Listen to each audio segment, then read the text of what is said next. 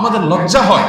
আমাদের পরে স্বাধীনতা অর্জন করে যে সমস্ত দেশগুলো এখন এমন উচ্চতায় চলে গেছে, ওইসব দেশগুলোতে গেলে নিজের দেশের দিকে তাকালে অসহায় মনে হয় যে আমরা কোথায় দাঁড়িয়ে আছে, ওরা কোথায় চলে গেছে। আর আমাদের জনগণের ট্যাক্সের টাকা দিয়ে দেশে উন্নয়ন না করে এই সমস্ত নাটক করা হয় বসে বসে। আপনারা হলে আর্টিজান হামলার সময় দেখেছেন যে ওখানে হামলাকারীদের একজন তার সোশ্যাল মিডিয়াতে দেখা গেছে সে ডক্টর জাকির নায়েকের পেজে লাইক দিয়েছে, বাস এই অপরাধে পৃষ্ঠবি বন্ধ। এই যে গত সপ্তাহের যে মামলা হয়েছে, ওই মামলার যদি মানে স্ক্রিপ্ট শুনেন আপনি তাজ্জব বলে যাবেন যে এখনো দেশে এগুলো চলতেছে, নতুন বাংলাদেশে এগুলো চলছে।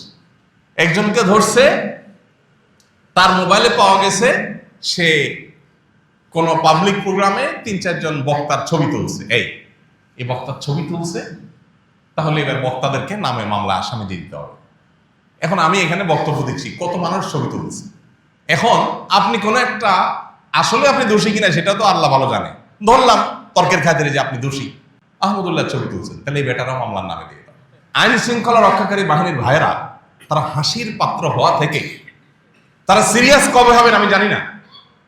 তাদের মধ্যে ন্যূনতম, বিশেষ করে যারা এই কর্মকাণ্ডগুলো করে, তাদের মধ্যে ন্যূনতম লজ্জা, শরম, দায়িত্বশীলতার কোনো জায়গা তাদের আছে কিনা আমি জানি না। আপনারা দেখেছেন আরেকজন বক্তাকে গত আমলে গ্রেপ্তার করে সম্ভবত 2-2.5 বছর জেলে রাখা হয়েছে। কি অপরাধ? যে একটা ছেলে উত্তরবঙ্গ না কোন জায়গা থেকে ধান কাটার কাইচি নিয়ে ঢাকায় আসছে সংসদ ভবন ভাঙবে সেজন্য। ধান কাটার কাইচি নিয়ে আসছে সংসদ ভবন ভাঙবে সেজন্য, এবং তার মোবাইলে পাওয়া গেছে ওই বক্তার ছবি। তাহলে বক্তারা বের হবে। মগের মল্লুকের গল্প আমরা অনেক শুনেছি, কিন্তু মগের মল্লুকের বাস্তব রূপ আমরা দেখি নেই। দুর্ভাগ্য আমাদের, আমরা এখন সেটা দেখছি।